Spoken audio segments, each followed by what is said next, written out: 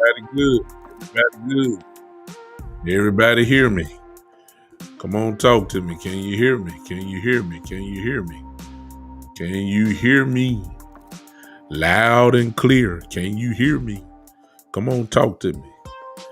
I don't know what is going on. I think you can.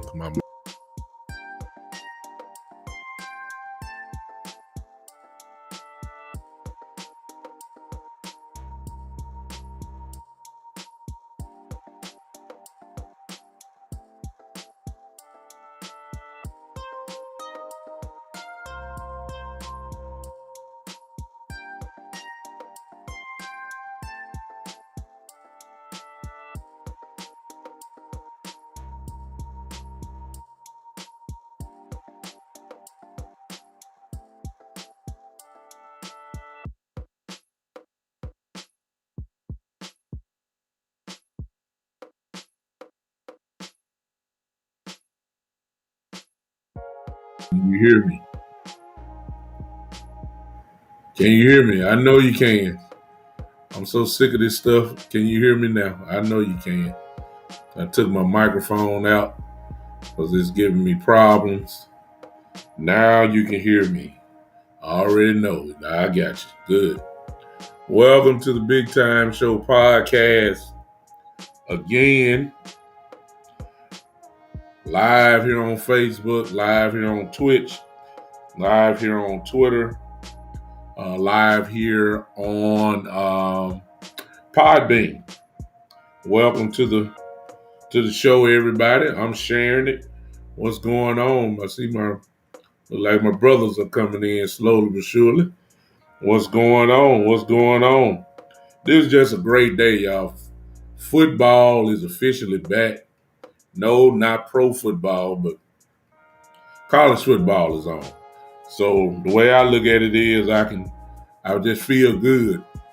When college football comes, they usually mean right around the corner is the NFL.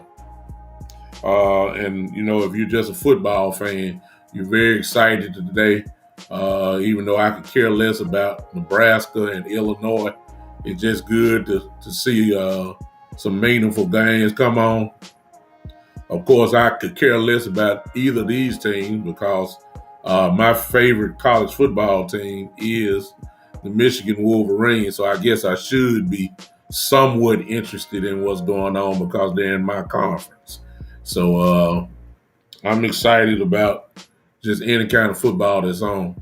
I ask that you guys would share if you can. For those that want to, it's fine. Share it to your Cowboy groups or whatever, and let's see if we can get some people in. I'm sharing right now as we speak. Before I get started, forgive my rudeness by not looking at the screen, but I'm trying to share with many people as I can. How y'all doing? Y'all getting nervous yet? It's almost week 1. For the Dallas Cowboys, it's almost week 1. It's nowhere to run now, nowhere to hide. All the talking has been done. Because you with me, huh? Okay, you a Michigan fan. That's what I am. All the talking should be just about done and over with now. We've entered into that transition where the 4th preseason game, the last preseason game, really is not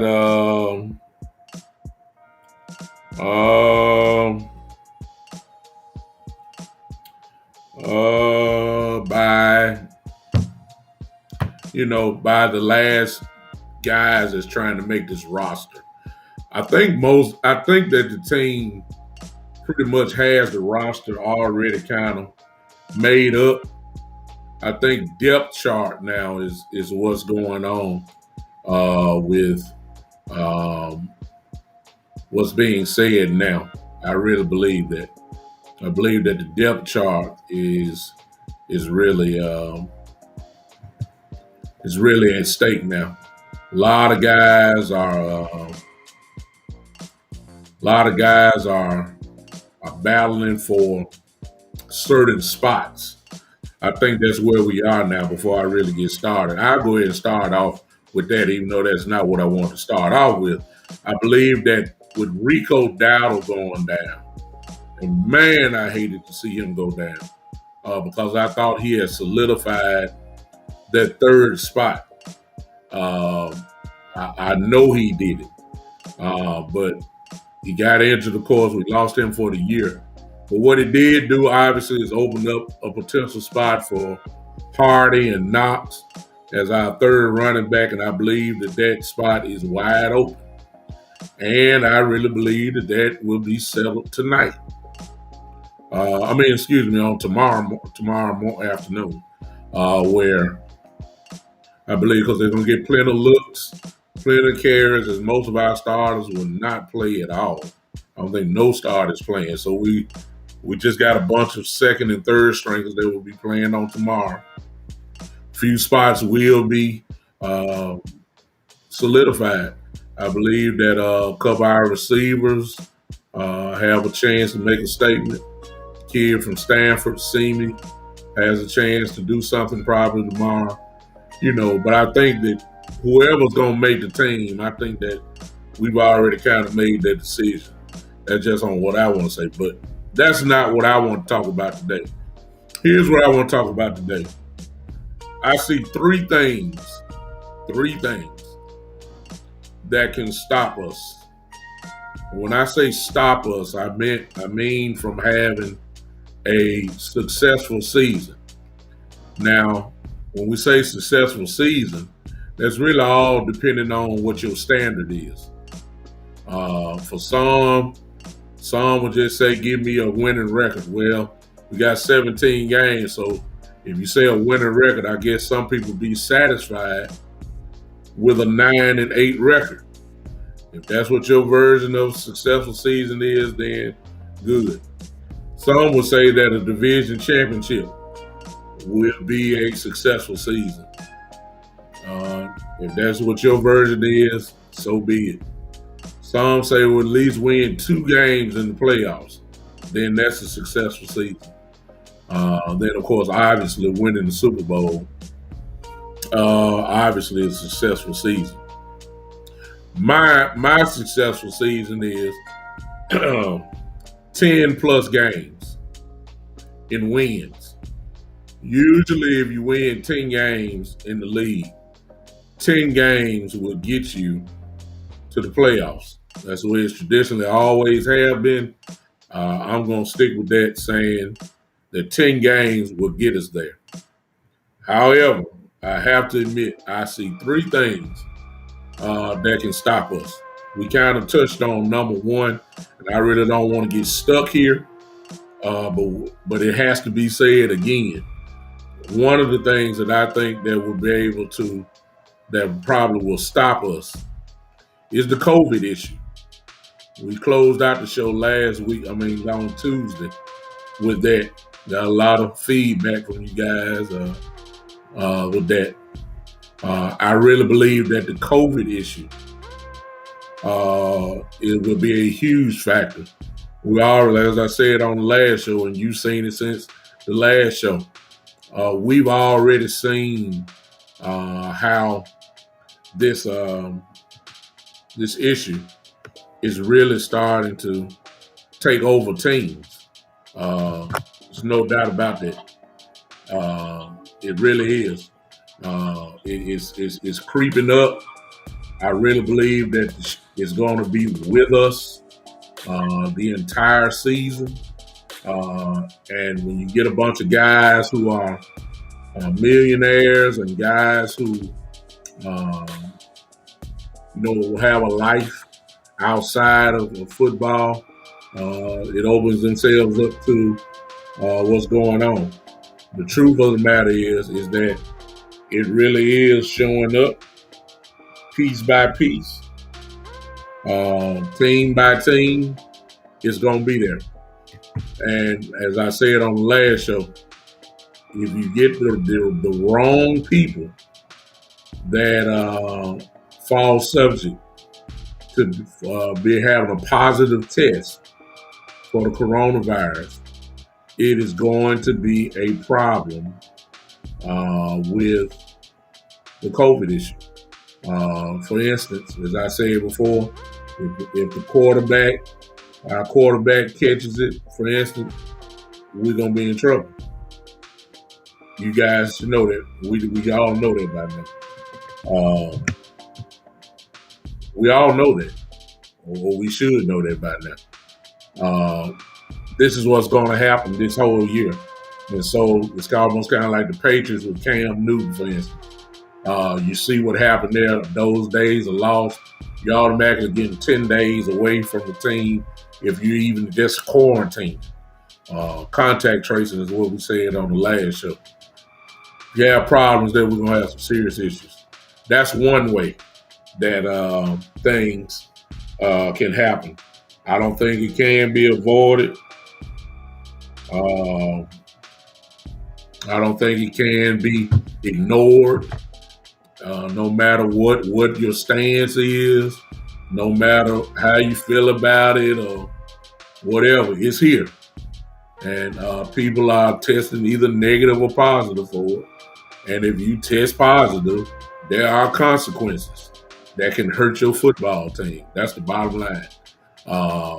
And until this thing gets under control or whatever, the NFL and all 32 teams are going to have to deal with this issue. The wrong people on your team missing games can cause your team to lose that week. No doubt about that. And so I believe that's one way that we are going to have one way that we could be stopped is the COVID issue. I'm not saying. Oh, okay. There you go. He could say that pretty much means if you get it, you're gonna miss a game automatically because you have to have a practice before you have to play. I carry it as I said on the last show. Thanks, he Kush. Let's carry that a step further though. Every team has a Thursday game, so if you catch it during that wrong week where you got a Sunday game and then you come back on that Thursday and play, you're gonna miss two games. Let's just say where everybody knows the Cowboys play on Thanksgiving week. Right there. We play that Sunday and then we come back for Thanksgiving and play on that Thursday. For summer, every team plays a Thursday night game. Every team. So depending on the whatever week, you're gonna miss two games. And for a team, for those that say a successful season is a 9-8 season, well, if your team have those two games and your impactful players are gone, then chances are that you might lose those two games. And there goes your successful season. This is going to be here all year. Exactly. So, as he could just said, if you catch it around Thanksgiving stretch, you could miss three. Exactly. Well, actually, the way that the Cowboys exactly because it's about a. Let me see if that Thursday game happened. They won't play until maybe that next Thursday or Sunday. So it's possible. It's almost like another bye week. Remember, you're gone for 10 days. So, I mean, hey, this is the reality that we're living in, and the wrong player being excused from the building at the wrong time. It could cost your team tremendously, at least a season. Hey, Geechee, I see Geechee say NFL using scare tactics to force players to get the vaccine. That could be argued and debated and may be true, Geechee, but all I'm going is with the bottom line. If you are tested positive, you are gone. That's all that matters. You are gone for a minimum of 10 days. That's the bottom line. Whether people like it or whatever, whatever side of the track you're on, that really makes no difference. The bottom line is, if you get caught or if you have a positive test, you gone. That's going to hurt the team one way or the other, depending on who the players are. We coaches also. Dan Quinn just missed a last preseason game where he put Joe Witt as our defensive game caller, something that I don't think he's really done too much. He may call a game totally different than Dan Quinn. It hurts. It hurts. Exactly, Karen. You gone for 10 days, whatever. You gone. Thank you, Brother Bryant. You gone 10 days. That's going to hurt a team. No doubt about it. That's one of the things that could stop us. What's the solution? We pray that our guys just don't get it. It's just that simple. Majority of our team and staff have been vaccinated, whatever. First steps first. But as I said on the last show, really don't make a difference because vaccinated people are catching it now. So it could just destroy the whole season. If there's a gigantic outbreak, it could, it's incredible. It could tear a team apart. Not tear a team apart. Well, for some it can, because some guys in the locker room are going to be ticked off that the guys just didn't get vaccinated. That's just going to happen. It's going to happen. It's going to happen. And that's one way I care less about the other team. That's one way that we can pay the price. That's going to stop the Cowboys. All right. Uh, Geechee says not 10 days, it's 5 days, and they have to have 3 consecutive negative tests. Thank you for that correction, Geechee. If that's the case, yeah, you're right. You're right. That's all Cam had, Miss. Geechee is right. Let me put that up. 10 days as far as regular working people. 10 days as far as regular working people. Forgive me for that. You're absolutely right, Geechee. That is the mandate. I apologize for that. Geechee is right. That's why I got my brothers here who can help me out when I'm struggling, at least in that area. Thank you, Geechee. You're absolutely 100% correct. So 5 days, well, it still covers that. It still covers that if you have a Sunday game and then you got a Thursday game, you still gonna miss 2 games then. You still gonna miss 2 games. If you have a Sunday, and every team has this. Every team is playing on a Thursday night. Every team, not every team is playing on Monday nights, but every team is playing on Thursday night.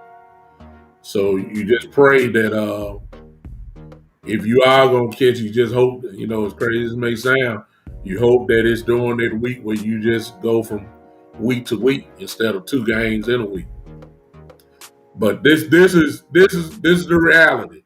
That's one thing that can stop us. With the wrong person getting it, that's one thing that can stop us. Here's number two.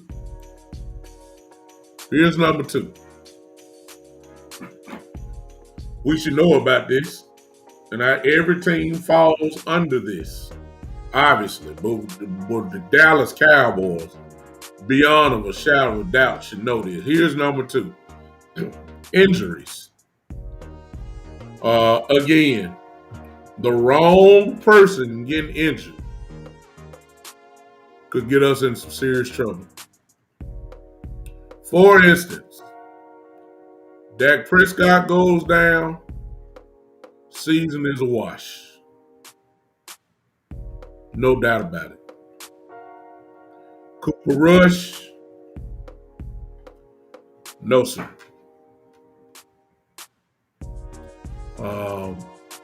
Whoever the third quarterback is, let me stop right there because I'm irritated with our quarterback room because once again, I see the word that I love to use, politics, coming into play once again. Once again, politics are coming into play. How did Gilbert just go down the drain so quick when it was obvious he was the second quarterback on this team for weeks? And in all, I mean, it's like Gilbert is falling off the face of the earth. How did he fall? What did he do? What did he do? I don't know. What did Gilbert do to fall so much? And the sad part about it is, I don't have a problem with Cooper Rush. There's an advantage for Cooper Rush being in the game, on this team. Why? He knows the system. Okay? I'm not knocking Cooper Rush. This is not a knock against him at all. He knows the system. He knows the playbook from front to back. That's an advantage. Because Cooper Rush, that means you can still run all your plays with Cooper Rush in there. No doubt about that. I'm not saying he don't supposed to be on the team, but I want to know, how did it switch so fast from Gilbert to Cooper Rush? And of course, we don't have our eyes on practice. We don't see all, what they look like in practice. I don't understand how Gilbert, who was moving the football, no, he didn't score a touchdown. He was moving the football just like Everybody we got to the red zone. Guess what? We didn't score. But previously there, from the 20 to the 20, Cooper Rush moving. Gilbert moving the football. I don't see how he done failed so far. And now, if you notice today, when we play tomorrow, they said, speaking of Gilbert and Ben DiNucci, they'll just try to fit in. Cooper Rush will play majority of the game, and Gilbert and DiNucci will just try to fit in. How in the world did Ben DiNucci start outshining Gilbert? I ain't worried about Cooper Rush. If Cooper Rush had beat him out for the second quarterback job, so be it. I mean, I ain't seen the practice. Personally, I thought Gilbert was the second best quarterback on this team. That's me. Evidently, we're not seeing eye to eye as far as the Cowboys, but you got to trust their word on that. It is what it is. How in the world is Ben DiNucci even being considered to stay on this football team? And Gilbert is going to end up getting cut over Ben DiNucci? And somebody on Dallas Cowboys, their little podcast up there, they were making a case for Ben DiNucci, saying this right here. They said that Ben DiNucci would be an excellent scout team quarterback because of some of the versatile quarterbacks that we're going to be playing this year. Some of the guys that like to move with their legs. Some of the guys that like to, move and throw at the same time. That's what Ben DiNucci would be an asset. That's what they said. He would be an asset in that area. And I'm saying, like, Gilbert would too. Gilbert moves on his legs. Gilbert has a stronger arm. Gilbert could probably do a better job than DiNucci against scout team. DiNucci's throwing 3 to 4 interceptions a game against guys that's third stringers. At least let the scout team quarterback be able to be some type of threat. But that's where the politics come into play. That's where the politics come into play. We always end up going back to the politics of keeping players on this team that should not be there. Taking somebody's spot that shouldn't have a spot. It's every year. And again, it's looking like it's about to show up again. Politics. The cornerback position. I smell some politics. I'm smelling some politics with the cornerback position. Where's Maurice Kennedy going to be at? Please don't tell me he shouldn't be on this team. Okay? Please don't tell me Maurice Kennedy don't supposed to be on this team. That's the first. I don't even want to hear that. I don't even want to hear that. I'm smelling politics. Why? Because of this. Okay? Let's go down the list. Anthony Brown, I don't care how much y'all don't like him, he going to be on this team. He might be your week 1 starter too, I mean. Okay? Let's get that out of the way. We all know the Diggs. That's 2. We know Boss Man Fat, 3. Nashawn Wright, 4.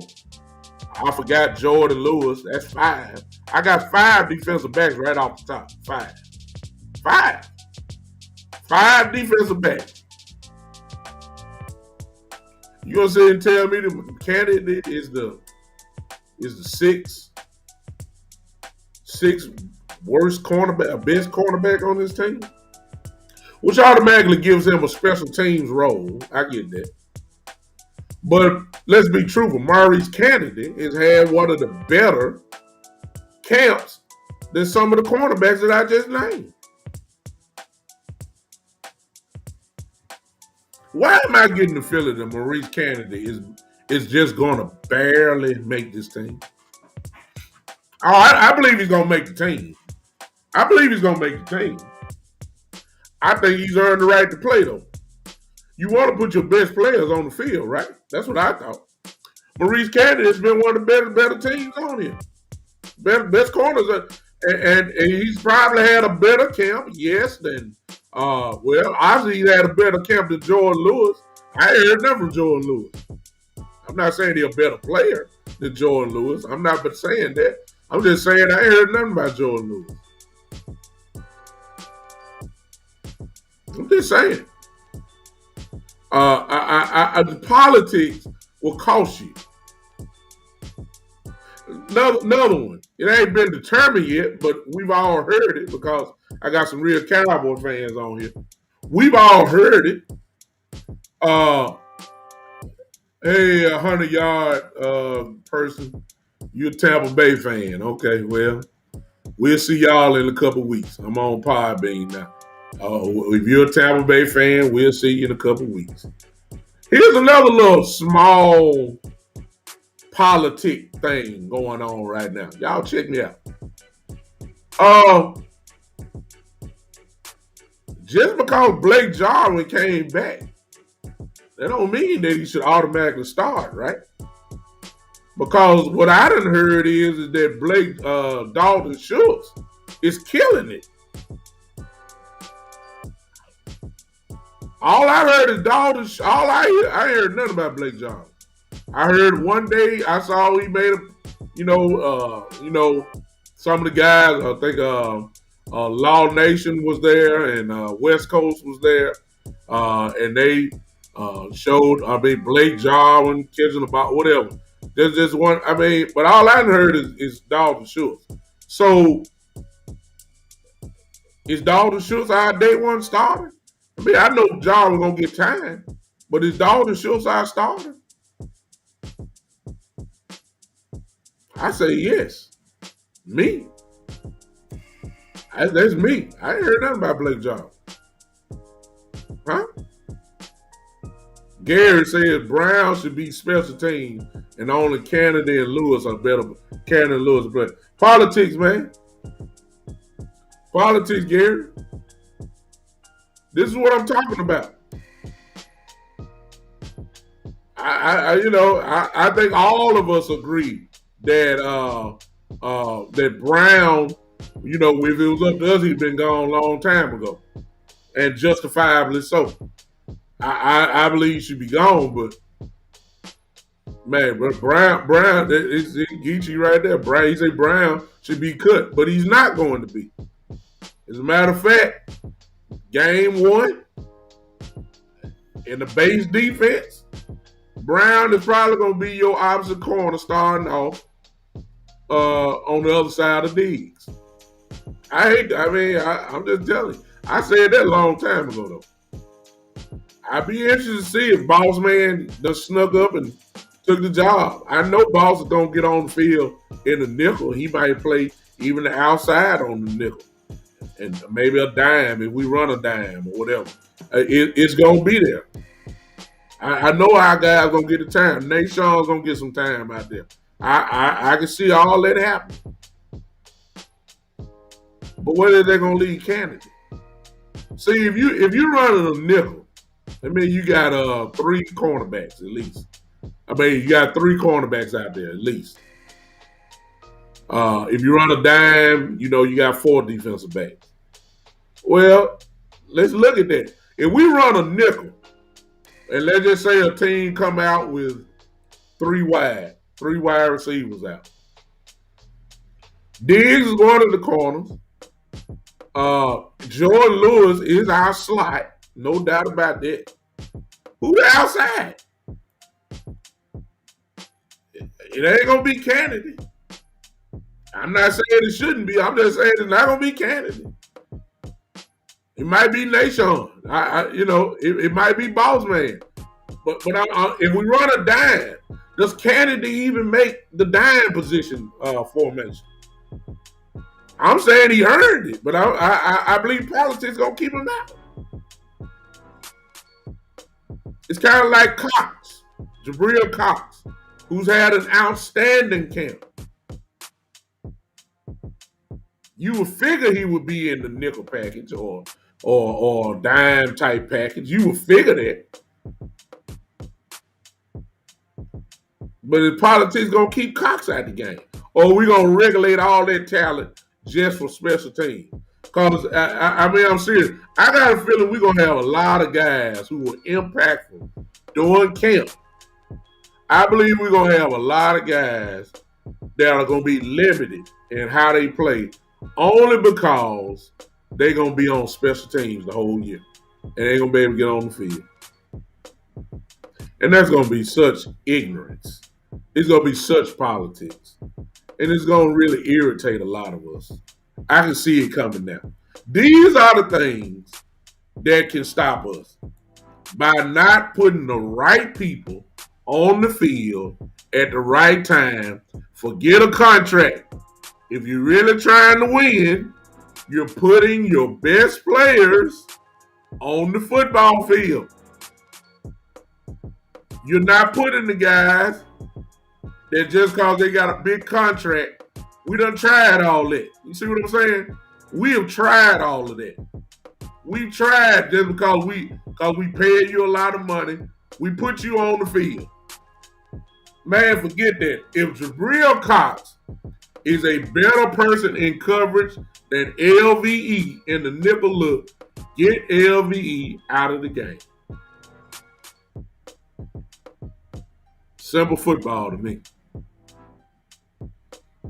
Simple football to me. I don't understand it.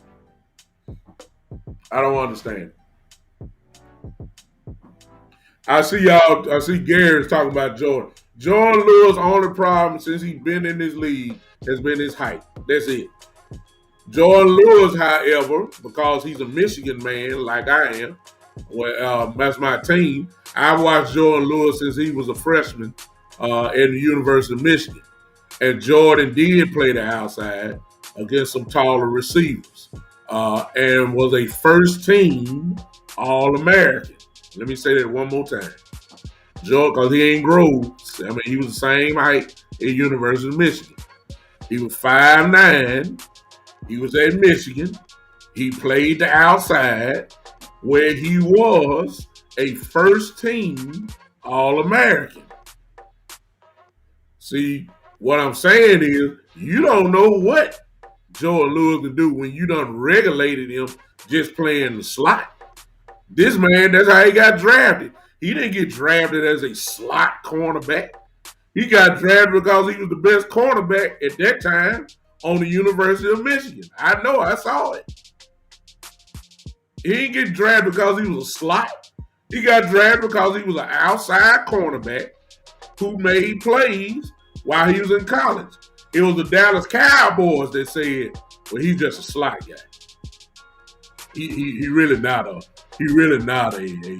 tall. He's real short, and so we gotta do all that. You know, he can't play outside. He just plays inside.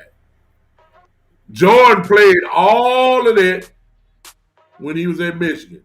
He played slot. He played outside. He was a first-team All-American. How the Cowboys know he can't play outside? They ain't put him out there. How you know? He went against tall receivers in Michigan. He did. Y'all pull up. Y'all don't believe me? Go look at Jordan Lewis in Michigan. Y'all see it? Everybody was taller than him. Everybody. Again, I say he was a first-team All-American, though. Which means he got dog in him. See, one thing you can't measure is dog. You can't measure dog. Jordan Lewis got dog in him. He's just a playmaker. Wherever we put him in, he made plays. You want to put him in the slot? Okay. I'll go even make sacks on the quarterback. Okay. I'll be the best slot. I can cover guys on the inside. Okay. I can do that. Jordan can play outside. We just ain't never gave him a chance. We were so hung up on Cheeto, Woozier. We were so hung up. That's really what the problem was. We were so hung up on Cheeto and Byron Jones. And Byron Jones, rightfully so, it wasn't no sense of talking about Byron because Byron, was our best corner. So I ain't talking about him. We were so hung up on Cheeto, though. We were so hung up on Cheeto Woozier that we had a guy that could play outside, but we were so fixed on Cheeto playing outside. That's what stopped Jordan. and Anthony Brown. Anthony Brown and Cheeto. And the truth of the matter is, Jordan Lewis is better than the both of them. But the Cowboys won't, the Cowboys won't do that. They won't do it. And I don't understand it. Guy, he wouldn't be the first short cornerback to play in the league. I don't care about Tampa Bay. And somebody say, well, we're going to put Mike Evans on Jordan Lewis if you do that. I don't care. Mike Evans can't outrun him. Of course, Mike Evans probably could out-jump him. I'll give you that. It don't mean he's going to catch it, though. I'm just saying, man. I'm just saying. Give me the best guys on the field. That way I have a chance to win. Politics, man. Politics. It is one of the silent killers of the Cowboys. Always have been. I'm going to go back to Dalton Schultz again. Look, God bless Blake Jarwin. I'm glad that he made it back. He can be a tremendous asset. But let's measure things. When Dalton Schultz came out of Stanford, Dalton Schultz was primarily known as a blocking tight end. He would catch a few things. Stanford really wasn't known as a passing team. Stanford would go ahead and run the ball down your throat. They'll pound the ball, had a gigantic offensive line, and a tight end they can block. That's what he did. He could catch, hey, good, bad, and ugly, what's going on? I see you over there on Pod B. That's what he did, okay? Now, when he came to Dallas with that reputation, Blake Jarwin was a wide receiver. They put him in tight end. He still has the speed. But Blake Jarwin was never known as a blocker. So we got two opposite ends of the spectrum, okay? How is the gap closed? Well, here's where the gap closed. We found out that Dalton Schultz can catch the football. Dalton Schultz can run routes. Dalton Schultz can get open. And he had an outstanding season last year. For a guy that didn't know how to, that wasn't known as a catching tight end. Blake Jarwin was still just known as a receiving type tight end. He ain't known as a blocker. He's not known as a guy that can move guys and all. He's not known as that. So I asked, if I got one tight end who's known as a blocker and can catch the football versus a tight end that's just pretty much known as a receiving tight end, who's the most dangerous? And I get it. The Blake is fast for a tight end. I get that. Of course, that's an asset. Ain't no doubt about that. But Dalton Schultz, I think has a tremendous case and an argument to be our starting tight end this year. That's just my opinion. Okay? That's number two. Injuries. I'm not even going to say anything about our offensive line because we already seen, Lyle Collins, good Lord. He's fragile, y'all. I'm sorry. I know he got a stinger and all that can happen. The season ain't got started yet. Lyle Collins, man.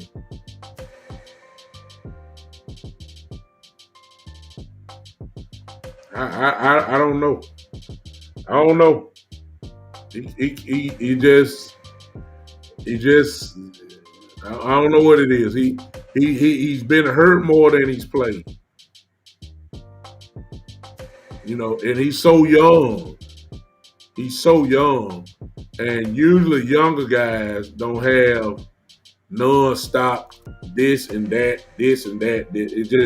It just don't happen like this too often. And then if it does happen, you better get ready because it's a routine. Sean Lee was the same way. Get over one thing, get hurt immediately the next time. This and that, just nonstop. Lyle Collins is I don't know. Somebody go out to tell somebody. I hope is just whatever. He catching stingers. You ain't going full speed, man. You ain't going full speed. You getting stingers. Yeah. Come on now. I don't know if his body can hold up. We all know that if Tyron Smith goes down, we know if Zach Martin has a problem, injuries. And the only reason why I call these names out because these guys are. Well, Zach Martin was really the first time last year, really, but he was out for a nice amount of games. But Lyle Collins and Tyron Smith, I mean, I don't even have to say anything. We already know we're in trouble if one of those two go down. Usually, both, and they usually go out together. So I don't have to say anything. Injuries, of course, can stop us. Finally, I'm going to let you guys go because I know you guys watch football and all that kind of stuff. The last thing, and maybe the most important thing that can stop the Dallas Cowboys this year is what I've been telling you all the time. Kellen Moore.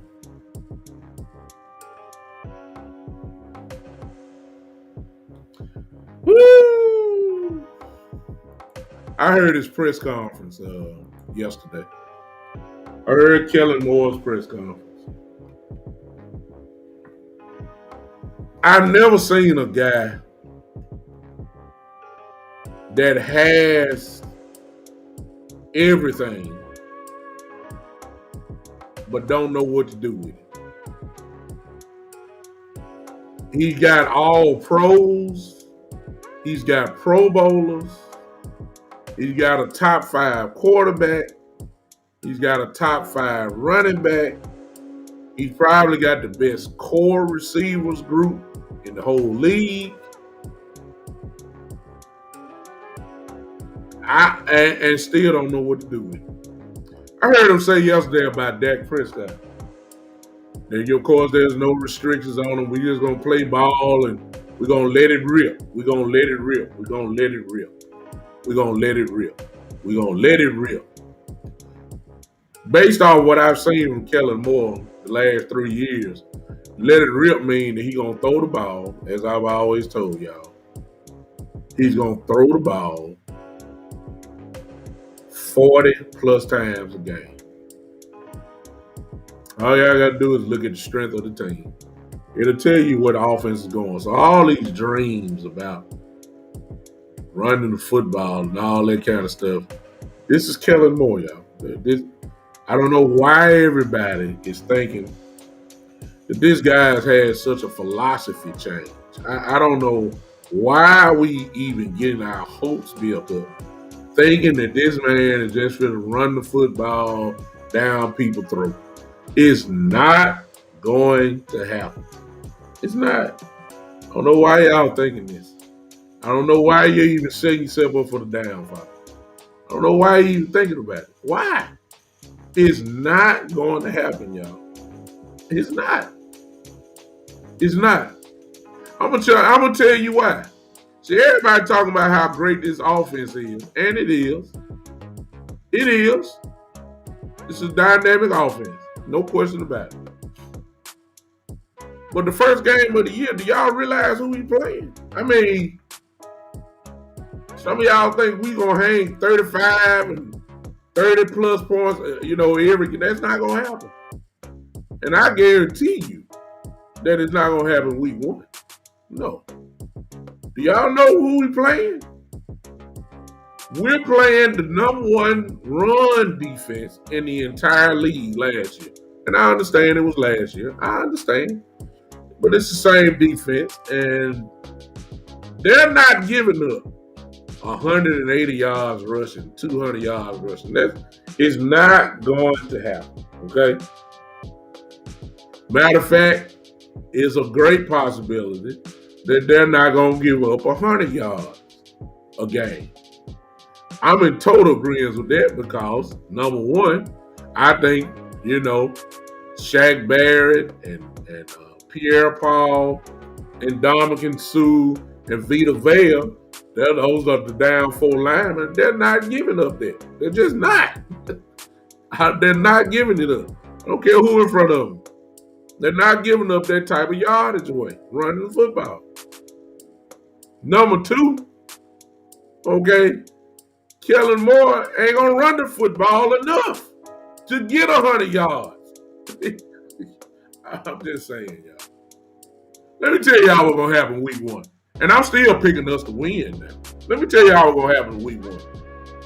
They're going to try to establish a run with them same vanilla type formations. And he's going to try to run the ball, hang it up the middle like he do, all that kind of stuff. And Zeke ain't going nowhere.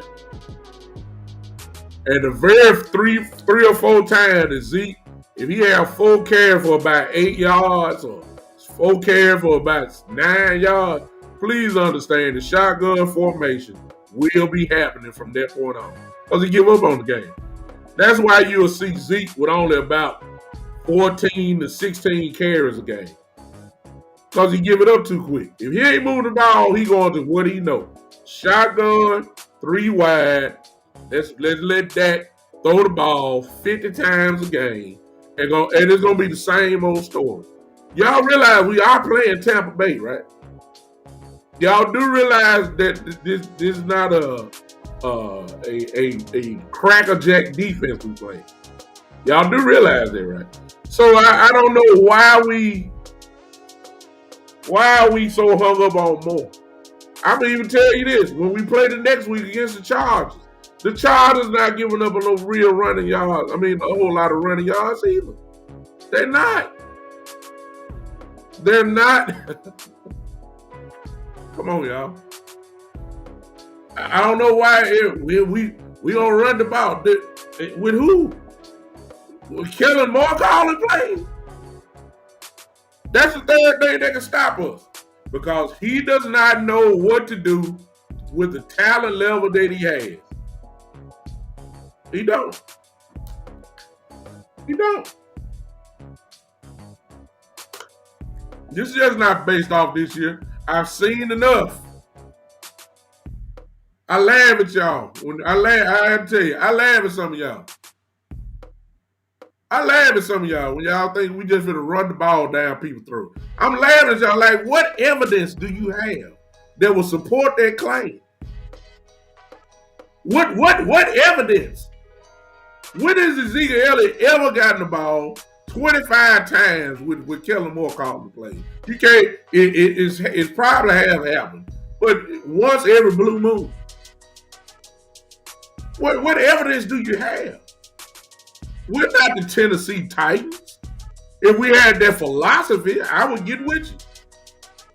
If Kellen Moore called the plays like Tennessee does, get a ball to Henry at least 23, 24 times a game, I'll give it to you. Y'all ain't saying that. And please don't come to me with the combined effort. Oh, you're wrong, Brooks. You're wrong, Bishop. You're wrong, Doug Brooks. Because Ezekiel Elliott gets the ball 16 times, and then Pollard gets the ball 45 times. That equals up between 20 and 21 carries. Man, get out of here. I don't want to hear that. I don't want to hear that. Some smart that goes, but you got to remember, a swing pass is just like a running play. No, it's not. I don't want to hear that. I don't want to hear that. Well, Ezekiel gets 2 screen passes every game. That same screen pass we've been running. And folks, I mean, it works. And folks fall for it. So, hey, that counts as it don't count as a running play. Just count as a screen play. That don't count as a running play. I'm talking about hand the ball off to your $90 million running back 23 plus times a game and let it happen. Don't happen. So I don't know why. What's up, dude? I see you. I don't know why we're acting like, after all this time, I don't know why we're acting like Kellen Moore has all of a sudden changed his whole philosophy. And all of a sudden now, he's just going to run the ball. He's not going to do it now. I don't even want y'all hope getting built up. Tampa Bay is not going to give up all these rushing yards. It's not going to happen. I'm not saying we're not going to. Yeah, I was there, coach. I was there, Nuke. I was there. They are not going to give up that type of yardage. They're not.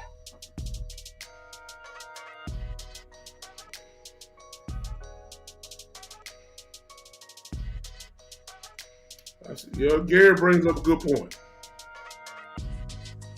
Gary brings a good point. He said, I'm good running the ball, being balanced somewhat. Statistically, when Zeke gets more than 25 carries a game, we lose.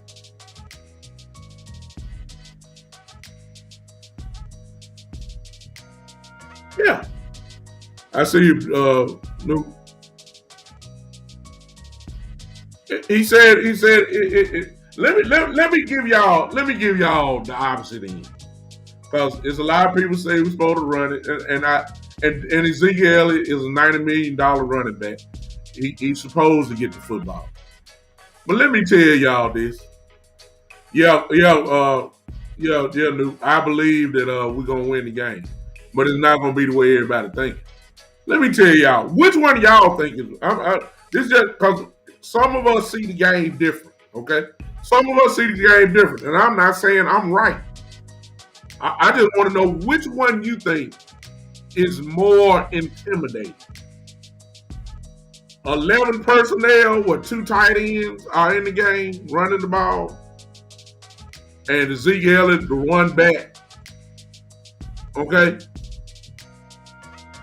and they hand the ball, and you got 2 wide receivers out there. Do you think that's more? Which one gonna put the most pressure on a defensive coordinator? That formation, or you got Lamb, Cooper, Jarwin, Gallup, and then Ezekiel in the backfield. Which one you think is more intimidating? See, let me tell you this. As much as Todd Bowles is an aggressive defensive coordinator, just because you don't know who Todd Bowles is. Todd Bowles is a defensive coordinator for the Tampa Bay Buccaneers. So he's just coming off a Super Bowl. Everybody, if you're a football person, everybody pretty much knows who Todd Bowles is. Great coach. Aggressive coach. Please understand that if when you line up them 3 wide receivers out there, and Blake Jarwin out there too, and Ezekiel Elliott, or look, take Blake out, put Tony Pollard and Ezekiel in the backfield and shotgun.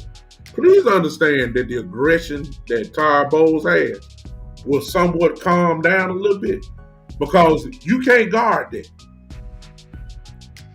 You can't guard that. Oh, you can pick your poison. Who you gonna double? Well, we got to make sure that we take out the running game. Okay, you load up the box. Load up the box. Load up the box. Load it up. Load it up. Look, load it up. You gonna concentrate on, you gonna bring a safety down slightly in the box, just in case Zeke gets this little clear 5-on-5 lineman or even box there. Instead of an 8-man box, a 7-man box, you worried about a Zeke, so you bring the safety down just a little bit. So just a couple of ways, and you're gonna leave one-on-one with Cooper, Lamb, or Gallup. Oh, okay. Okay. Oh, we scoring 30 then. Oh yeah.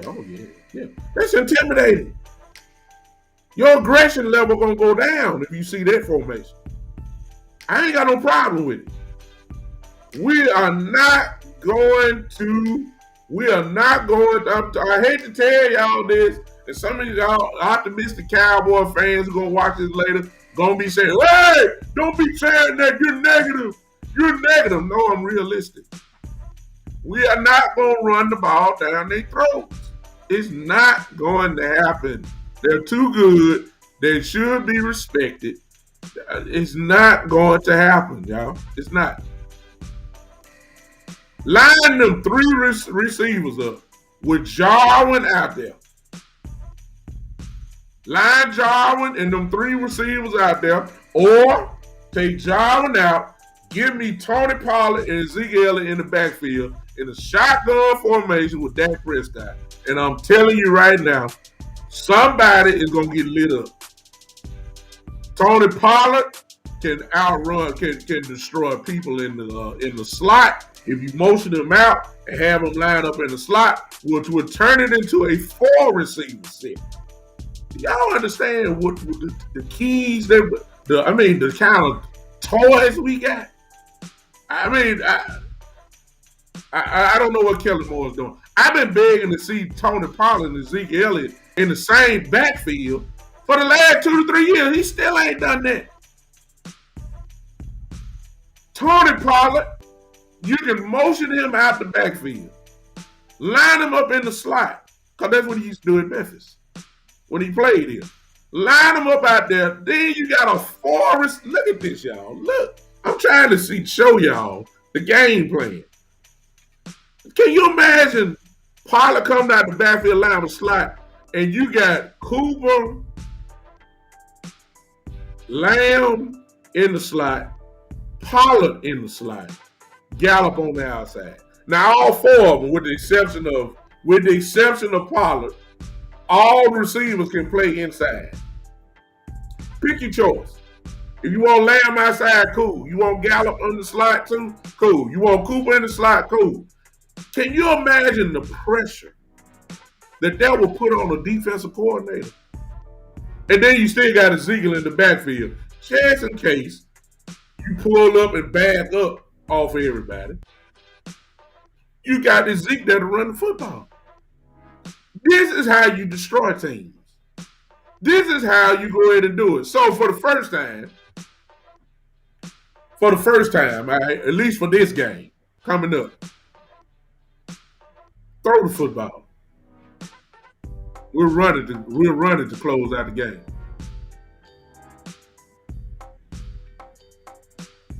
Now some of y'all, if somebody gonna watch this, and I'm gonna get the comment a little bit later on all the little posts. Let me see if Podbean talking crazy to me. Let me see.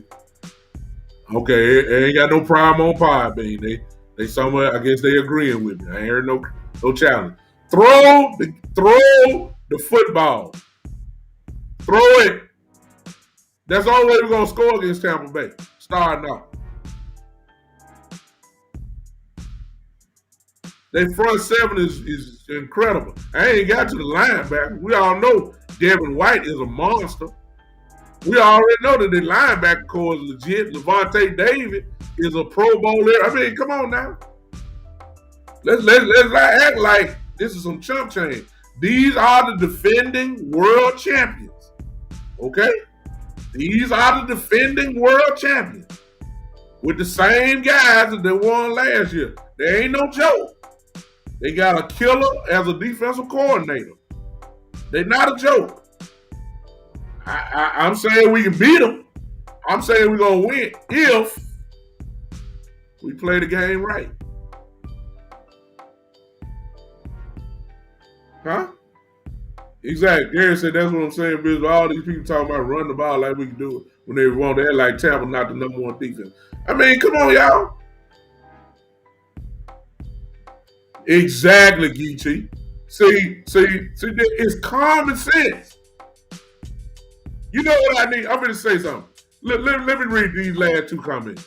Gary said, that's what I'm saying, Bishop. All these people talking about run the ball like we can do whenever we want. They're like Tampa not the number 1 run defense in the league. That's what they finished as last year. They don't give up the yard. Geechee said this. Geechee said, White is not great in coverage, though. We need to isolate him on a tight end or a slot wide receiver. In other words, this is what I'm saying. Let me say, I need Kellen Moore for week 1. Watch this. to be Kellen Moore. What am I saying? I need Kellen Moore to throw the ball like he always has. 40. I'm sorry. You know, some of y'all ain't gonna like it. I need him to throw the ball 35 plus times against Tampa. I need Kellen Moore to be Kellen Moore. I don't mind Ezekiel only having 16 carries. I don't mind this game. Because that's what it's going to take. All y'all folks are going to watch this later on and listen to this on Podbean during the week. All you guys who are legitimately talking about running, look, it will be a time to run the football like that. It will be a time coming up that we will have to run the football because teams are going to be weak. But let me be very clear. It is not in week 1. It's not. It won't be in week 1. It will not be. It will not be. We're not going to go crazy and run the football. I even go a step further, y'all. It is not going to be in week 2 against the Chargers. It's not. It's not.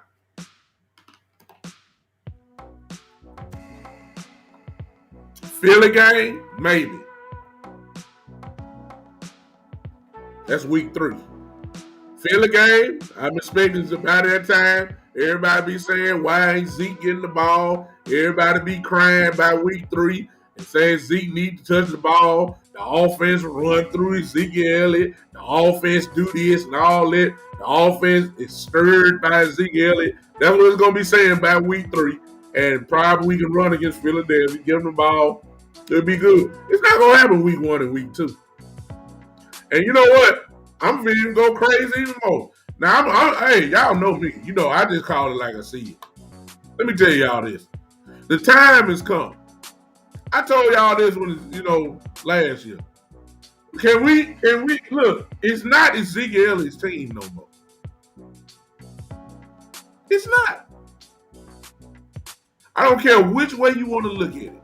Financially, it's not Ezekiel Elliott's team no more. Offensive philosophy, it's not Ezekiel Elliott's team no more. It's not. This team is operated and ran, whether we like it or not, by Dak Prescott. They have drafted to put these guys around, not Ezekiel Elliott, Dak Prescott. They drafted Lamb to give Ezekiel Elliott weapons. No, that ain't how it went. They drafted Lamb to give Dak Prescott. Hey, Joe from Italy, man. Appreciate you, Joe. Joe from Italy. Thank you, man. Appreciate you popping in. You know, we just got to tell the truth. I know what we want. Hey, Tex, I'm glad to see you on Podbean.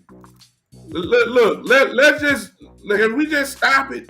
Can we be real? I know what we want, but can we just be realistic for just about 5 minutes? This team is not ran by Ezekiel Elliott anymore. It is not. Lamb is there to help Dak out. The only way you do that unless you throw him the football. These receivers, look, it's kind of common sense, y'all. We are not having these type of receivers so we can just line up and try to shove the ball down people's throat. It's common sense, y'all. It's common sense. It's common sense, y'all. Just in case you know, he could say, y'all want to watch the NFL, if you're watching Nebraska and Illinois, Green Bay is getting beat by Buffalo 19-0 right now. Of course, we ain't putting no value into that because we all know Aaron Rodgers hadn't played, so that's really not done worth talking about. Nobody's playing in that game for Green Bay. Joe, to keep Dak healthy, we need to run the ball. Joe, Joe is. Let me talk to Joe. Let me talk to Joe. Joe just came in. Joe is watching from Italy right now. Okay, Joe, I know you're a smart football guy. Let me give you the facts. I'm not talking opinion. I'm not coming against your statement at all. I'm strictly speaking of week one. I'm not looking toward, well, I did look toward the future when I was talking about the Chargers and Philly, but let's just stick with week one. Joe, I need you're a football guy. And you see what Geechee said. Joe, I'm about to come against you. Joe, you listen to me and you listen to West Coast and you listen to Boss. All them guys are incredible. I'm not coming against them. I'm just gonna state my case. Here it is, Joe. Joe, listen. Do you understand what Tampa Bay has on their side of defense? Okay. They were number one against the league in the run last year. They have the same players. I understand they're a year older. Do you understand who their defensive coordinator is? The defensive coordinator is Todd Bowles. If you know anything about football, when I say Todd Bowles, you automatically know he is a great defensive coordinator. Okay? Their front seven is legit. I mean, flat out legit. I ain't talking about the linebackers. Okay? Let me give you their defensive line, Joe. Joe, I'm talking to you. I need you to think. Don't respond yet. If you can, just hold on. You got Pierre Paul. You got Shaq Barrett. Those two guys on the edges. You got Ndamukong Suh in the middle. And you got Vita Vea also there. All four of them guys are monsters. I think we can agree with that, okay? Your linebackers, you got two legitimate monsters. You got Levante David, and then you also have Devin White. Okay? Your front seven is nasty. Last 2 years, they're number one in the run against defense. I think Geechee put something up there. I got you, Joe. Thank you. I think Geechee put something up earlier before you came in. They said they've given up 77 yards total in the last 2 years as an average in the last 2 years against the run. In other words, we're talking about a great run-stopping defense. Do you really think that we're going to really be able to run the ball like everybody's saying we need to run the ball? I mean, I get it that we need to keep them somewhat balanced and you know, you need to bang it up. That if you're getting 2 yards or 3 yards, I get it.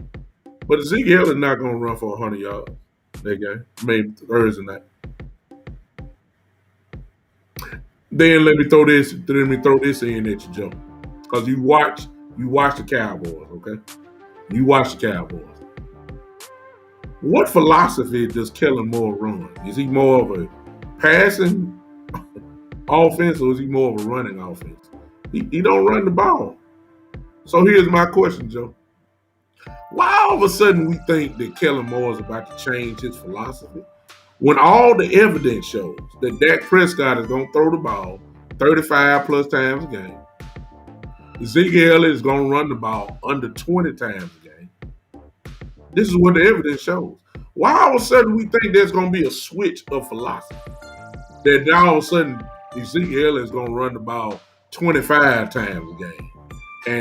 And Dak is only going to throw it 23 times a game or 24. What is that? When all this happened? You do realize, Joe, that we still have Kellen Moore. There's no way that we're going to run the ball crazy against Tampa Bay. It's not. So, contrary to some of my brothers in the podcast community, I'm going total opposite for week one at least.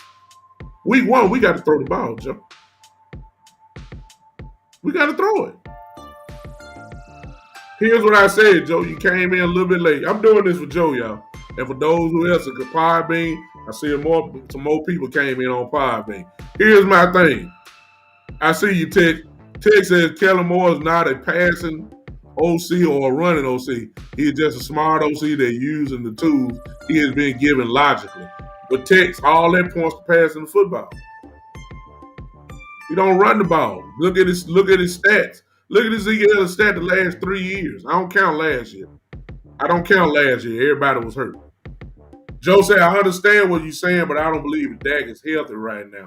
I wouldn't depend on too much our passing game. Maybe in week 4, but not right now. I have to disagree with you on that, Joe. I don't know about that healthy part. But unless you don't plan on scoring no more than if you're talking about scoring maybe between 12 and 16 points, then your statement is true. Because we ain't scoring if we running the ball. Not against Tampa. We're not. We're not scoring. And our defense is not good enough to shut down Brady like that. That ain't gonna happen. If we ran the ball like y'all want to run the ball against Tampa, we're not gonna beat with it. Because number one, that run defense is legit. It ain't gonna be too many long drives if we just trying to establish. It will shock me. Would I be happy if it happened? Yes. Oh my God. I just don't see it that way. We need to cool off Todd Bowles, who is a blitzing defensive coordinator.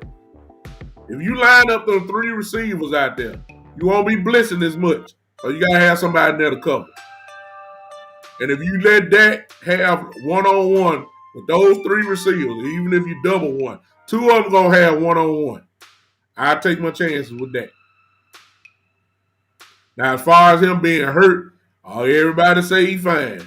If you've been watching Joe, I don't know how much stuff you get, but in practice, he's throwing the ball.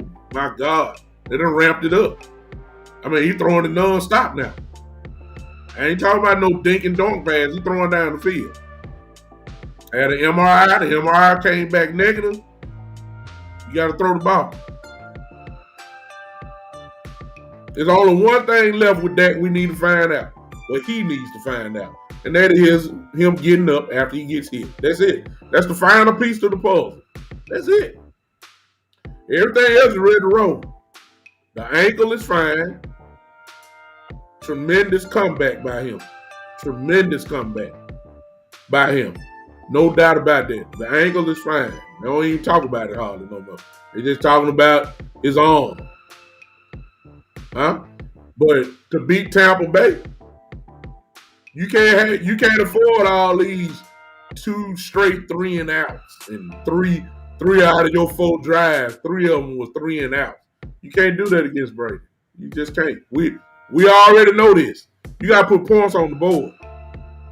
And nothing is more scarier, at least in my view, than to put those 3 receivers out there with Blake Jarwin. I mean, you got to scare Bowles. You got to scare him.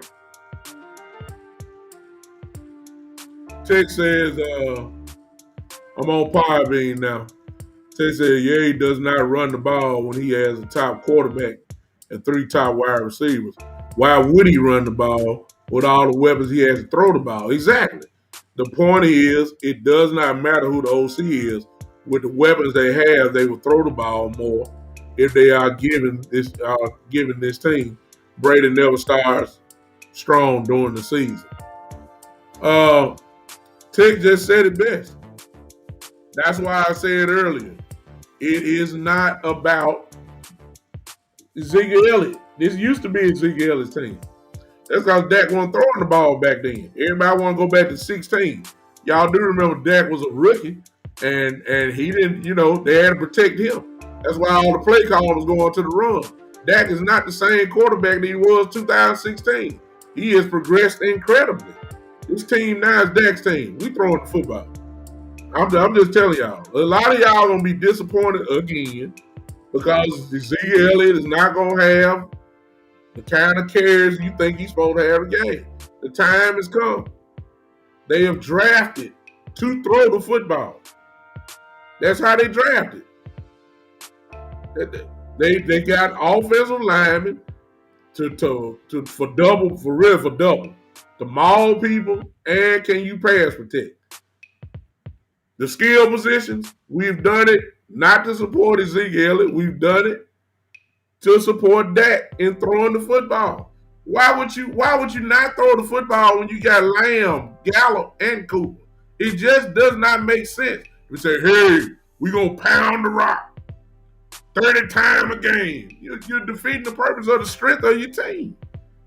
It's not our fault. It's just the way they drafted. You are going to throw the football. Kellen Moore is going to be Kellen Moore. It's just that simple. Long as he get inside the 5-yard line, I'm begging him to run the ball in. Please. If you're at the 2-yard line, stop throwing the goddamn bubble screen. Stop running reverses from the 10-yard line. Stop making, run the ball in. Look, if Ezekiel, look, let me tell you what, as crazy as it may sound, watch this, y'all. If Ezekiel Elliott has 22 carries for 50 yards, but he got 3 touchdowns, I'm extremely happy. Because probably those 3 touchdowns came inside the 5-yard line. And he decided to run the ball. And Ezekiel Elliott got in the end zone from the 2-yard line, the 1-yard line. On 3 out of 4 drives, he got 3 touchdowns. I'm happy. You tried to commit to the run. You couldn't run because the defense too good. But inside the 3-4, inside the 5-yard line, which is where the Cowboys seem to always get in the red zone, you ran the ball, Ezekiel cashed in. I'm very happy. 20 carries for 48 yards, but 2 touchdowns. I'm very happy. I'm very happy. The commitment to try to run was there. When you got inside the 5, you scored. I'm extremely happy. Okay? I'm extremely happy. All right. I'm trying to tell y'all. I don't know why. Y'all, some of y'all gonna be crying. Woo-wee. Why are we running? Because you can't run. That's why you're not running.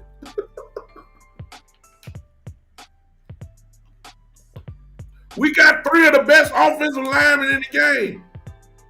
Yeah, but they ain't blocking. They look. They going against Pro Bowls. They going to Dominican Sue too old. He's still strong though. I don't. When you play his position, it ain't about making plays. It's about holding the line. Dominican Sue can still do that. Vita Vea is the one that can make plays. I ain't got to say nothing about Shaq Barrett and Pierre Paul. We already know what time it is. So, come on, y'all. So at some point, we got to be realistic. But at least for game 1, Joe, I don't know if you're still on here, but if you are, I sure appreciate you. For game 1, y'all going to have to put that running the ball thing in the closet for a minute. See me in week 2. I might change my mind on the Chargers. I don't know. But I ain't changing it on week 1. Week 1, destroy these guys in the air. We'll close out running the ball. Exactly. Gary said, yeah. Gary said this. And y'all really getting into technicalities now, but that's good stuff. Gary says on Facebook, for those on Podbean, listen to this comment. My brother Gary says we have a better chance running to the outside, and that's going to be difficult. I actually like that.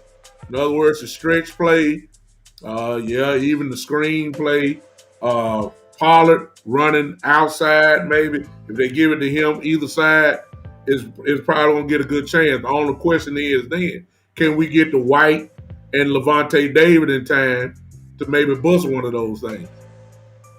Because they can run. The linebackers can run. That's the only question. Running inside, it ain't going to be too much success. It's not. It's just not. I don't believe it. I don't believe it. Can we get to the house? That's right. If I was to run the ball, I'd primarily be running stuff outside, out tackle, sweep, stretch plays, all of those things. But trying to just bang it in there, nah. Unless you like this, first down and 10, okay, they're really banging inside. Okay, if you like second and 9 or second and 8, okay, then that's you. On a consistent basis, I may add. Second and 9, second and 8. And then Moore gonna throw the ball in. You know that. If y'all think Dak Prescott is not fit to throw this ball 35 to 40 times coming up, if not more. Because I promise you, if the Cowboys can't run, he will give up on the running game. We done seen it, y'all. Stop acting like that we don't know how Kellen Moore is. Please, let's stop that. He will give up on the running game. Then you guys are gonna be like, wow. He gave up on it. He quickly gave up on it. All right, those are the three things. Kellen Moore really is my number one. Because it's a shame when you got keys to a Lamborghini and then don't know how to crank it up. It's a shame. It's a shame, as Texas said on here. As Texas said on here, he has all the weapons. Tex on Podbean say he has all the weapons and don't know what to do with it. He don't. We done seen 3 years of it. Well, put it this way. He doesn't know completely what to do with it. There are spells in the game where we wonder, has he ever called plays before? And that's been primarily in the red zone. From the 20 to the 20. From the opponent's 20, hey, Mike, from the opponent's 20 to our 20, Kellen Moore is incredible. That's why he always have one of the top offenses in the whole league. From the 20 to the 20, I have no complaints about Kellen Moore. He's a great play caller. When he get inside that 20-yard line, though, that's where we start wondering, what in the world is he doing? And it's been consistent for the last 2.5 years. We're going to find out real quick if he's gotten better in the red zone with his play calling. I hope that he grabbed all the tape from last year. I hope he studied his red zone play calling, and I hope he made adjustments. I mean, that's all we can hope for. But as of right now, I'm still saying it. He is the worst red zone play caller in the NFL. Kellen Moore is. For a team that always seemed to get into the red zone, he is the worst play caller in the NFL from the red zone. That's been my statement. I ain't backing up off it until he changes it. That's all I'm going to say. Listen, I appreciate you guys hanging with me. Let me say this. Okay, let me get it for you. Let me get it for you. Well, the same as Jason Garrett when he called play. Exactly. Jason Garrett. Well, I'm going to tell you, I ain't going to blame Garrett on that, Garrett. The only reason why I'm not going to blame on that, one thing about Tony Romo. Tony Romo put touchdowns on the board. Yes, he did. I can't say that about Jason. Tony Romo scored. Dez Bryant scored too much. T.O. scored too much. Tony Romo had too many touchdowns, passes. I can't say that about Garrett. And Romo covered a lot of mistakes.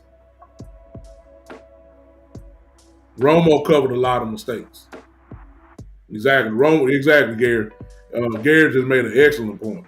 For those on Podbean, he said Romo called his own plays. Romo had the liberty to go right on up there and change the whole thing up. And a lot of times, we remember Romo letting the clock go all the way down to 1 before he snapped because he didn't change the play. Romo put points on the board. Now we gave up on him. We can't. Romo put points on the board. We leaving a lot of it out because of bad play calls. We leave a whole lot of points on the board. Off the board, I'm sorry, because of bad play calls. That's what Kellen Moore got to get better at. Listen, for those on Twitch, YouTube, all